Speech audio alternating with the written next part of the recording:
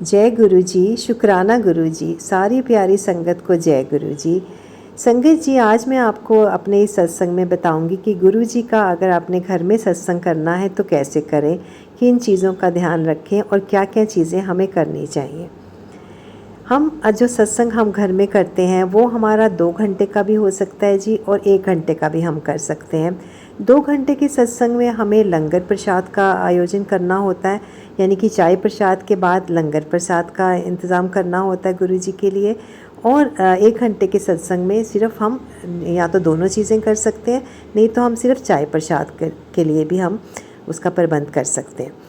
तो हम शुरुआत करते हैं। गुरु जी को सबसे पहले हमें गुरु जी को अपने मन से, सच्चे दिल से गुरु जी को हमें इनविटेशन देना है, यानी कि आमंत्रित करना है कि गुरु जी, मैं इस दिन आपका सत्संग इतने बजे करा रही हूँ, आप हमारे घर पर ज़रूर पधारें।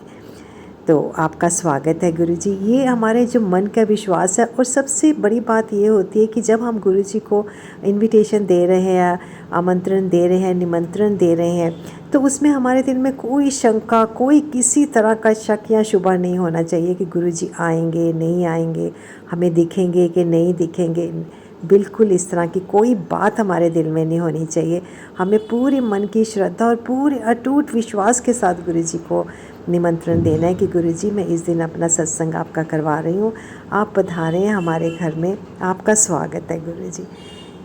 ये तो होगी जी गुरु जी को आमंत्रण करने की बात। उसके बाद अब हम तैयारी करते हैं अपने सत्संग की। हमें सत्संग के लिए गुरु जी के लिए आसन एक सजाना है, जिसके ऊपर गुरु जी हमारे आकर विराजमान होंगे, और वो साक्षात आते भी हैं। कईयों ने उनकी उपस्थिति देखी है कि गुरु जी आए हैं, जो कपड़ा उनके लिए बिछाए जाते हैं, जो उनका चोला रखा जाता है वो हिला हुआ है। तो हम पहले हमारे जो ड्राइंग रूम में सोफ़ा होता है या कोई बड़ी सी चेयर जिसके हत्थे हों, जिसके ऊपर गुरु जी आराम से बैठ सकें, हमें ये पूरे विश्वास के साथ करना है संगत जी कि गुरु जी हमारे आएंगे, वहाँ पर बैठेंगे। हमें उसको बड़े, या तो गुरु जी का चोला आप ले सकते हैं, नया चोला, या कोई नए कपड़े हों आपके पास, बिल्कुल सुच्चे कपड़े, उससे हम उनकी गद्दी को सजाएंगे।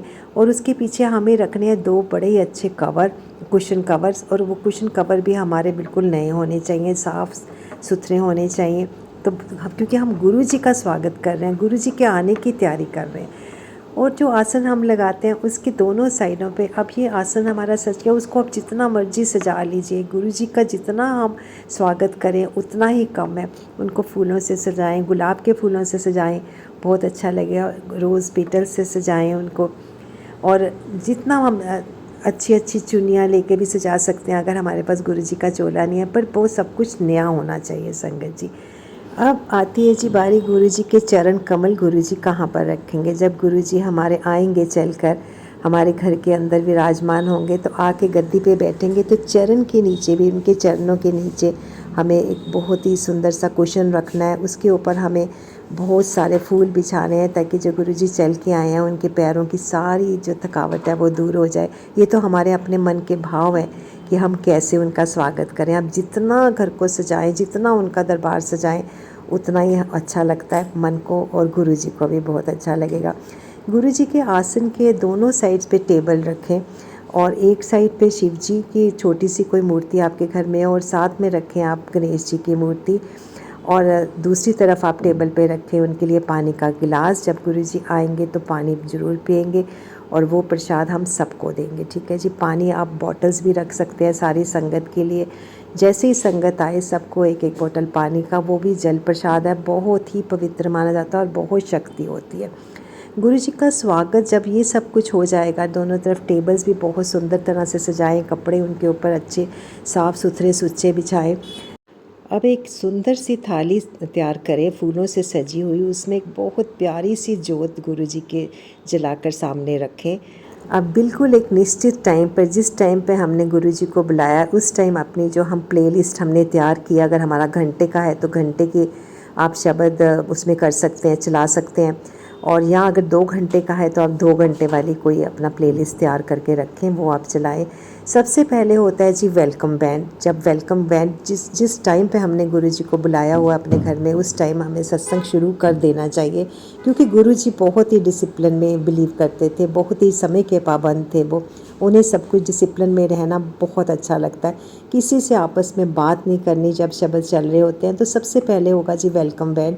सब जो संगत है वो सारी खड़ी होकर गुरुजी का स्वागत करेगी, और आप गेट से, मेन गेट से अपने घर के गेट तक, वहाँ पर आप फूल बिछाएं, और जो अंदर वाला गेट है उससे आसन तक भी फूल बिछें, जिसमें गुरुजी के पैर सिर्फ फूलों पर ही पड़े। घर का दरवाज़ा खुला रखें। वेलकम बैंड जैसे ही शुरू होगा सब खड़े होकर तालियां बजाएंगे और वेलकम बैंड के साथ गुरुजी का स्वागत करेंगे। वेलकम बैंड जैसे ही ख़त्म होगा तो गुरुजी हमारे सामने साक्षात विराजमान होंगे हमारे आसन पर जो हमने सजाया, और पानी का गिलास उनके पास में पड़ा होगा, जिससे वो पानी पिएंगे आके। और सभी उसी टाइम सारी संगत को भी हम पानी सर्व कर सकते हैं। जो संगत बैठी हुई है जल प्रसाद वो पीना चाहें तो पिएं, अपने पास भी रख सकते हैं। अब बहुत ही प्यारे प्यारे से शब्द चल रहे होते हैं जो हमने प्लेलिस्ट लगाई होती है, और सबको बिल्कुल चुपचाप शांत रहकर गुरुजी का चिंतन करना चाहिए। उस टाइम जो शब्द चल रहे होते हैं उनको सुने। गुरुजी को बहुत अच्छा लगता है, कोई आपस में किसी से बात नहीं करेगा। ये एक उनका जो डेकोरम है हमें मेंटेन करना चाहिए गुरुजी का। उसके बाद 10 मिनट या 15 मिनट के बाद चाय प्रसाद हमें गुरुजी के पास रखना है। जो जो चीज़ें हम लाए होते हैं, मीठा, नमकीन, चाय बनाकर गुरुजी के जो टेबल है साथ में उसमें रख देंगे, और 10-15 मिनट जो रखता है सेवादार वो वहीं पर खड़े रहेंगे और उनका गुरुजी के भोग लगाने का वेट करते रहेंगे। सब चीज़ें ढकी हुई होनी चाहिए गुरुजी को जो हम सर्व करें। अगर हम कड़ा प्रसाद सर्व करना चाहते हैं गुरुजी को तो हम वो भी बना सकते हैं, और बड़ी श्रद्धा से कड़ा प्रसाद बनाएं आप। बिल्कुल आप उसी भाव से बनाएं कि गुरुजी के लिए हम कड़ा प्रसाद बना रहे होते हैं, तो उसे भी हमें ढक के रखना है। 10-15 मिनट के बाद वो प्रसाद वहाँ से उठा के सारे जो किचन में प्रसाद होता है उसमें मिक्स करें, ताकि सारी संगत को उनका आशीर्वाद मिले। चाय को भी सारे में मिक्स करें, क्योंकि गुरुजी का वो प्रसाद है, बहुत ही पवित्र और बहुत शक्ति है उस चाय प्रसाद में।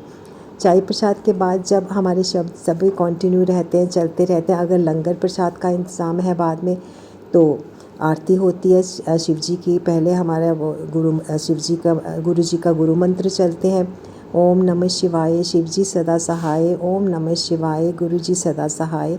ये मंत्र होने के बाद शिव जी की आरती होती है। सब लोग आरती करते हैं बारी बारी से लाइन में लग के, और कोई किसी तरह की हसल कुछ नहीं होता। बहुत ही शांति से सभी, गुरुजी का जो सत्संग होता है वो सारी दुनिया के सत्संग से डिफरेंट होता है, और बड़ी मन में शांति होती है। स्पीचलेस होता है हर कोई, क्योंकि गुरुजी ने अपना इस तरह से अपना सारा जो उनका सर्वशक्तिमान रूप है वहाँ पर सबको दिखाते हैं वो, और बहुत ही लोग उसमें बिलीव भी करते हैं।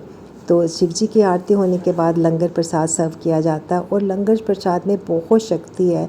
पहले गुरुजी को भोग लगाया जाता है, उनके टेबल पे रखकर गुरुजी भोग लगाते हैं। फिर लंगर प्रसाद भी चाय प्रसाद की तरह सारे खाने में, भंडारे में उसको मिक्स कर दिया जाता है और सभी को खिलाया जाता है। और लंगर प्रसाद की ये ख़ास बात बहुत ज़रूरी है सारी संगत को बतानी, जो नई संगत होती है, कि वो बिल्कुल भी बचाना नहीं है। गुरुजी कहते थे अगर लंगर प्रसाद को आप यहाँ पर खाओगे मेरे सामने तो वो एक दवाई है, और अगर आप घर जाके खाओगे तो ये मिठाई है। ये आपके ऊपर है कि आपने दवाई खानी है कि मिठाई खानी है।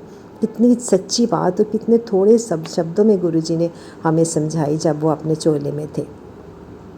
तो संगत जी इस तरह से ये सारा गुरुजी के सत्संग करने का एक तरीका है, जिसको आप इस तरह से फॉलो करें तो गुरुजी तो प्रसन्न होंगे ही होंगे, है ना जी। और गुरुजी को प्रसन्न करने के लिए बहुत ही आसान तरीका है, सिर्फ उनको याद करें, उनको सिमरन करें, उनका मंत्र जाप करें, और अच्छे अच्छे विचार अपने मन में रखें। और जो लंगर प्रसाद है, चाय प्रसाद है, पूरी श्रद्धा से ग्रहण करें। फिर देखिए आपके शरीर की तन मन धन जो भी आपकी प्रॉब्लम है वो कैसे गायब होती है, कैसे चमत्कार गुरुजी दिखाते हैं। जय गुरुजी, शुक्राना गुरुजी।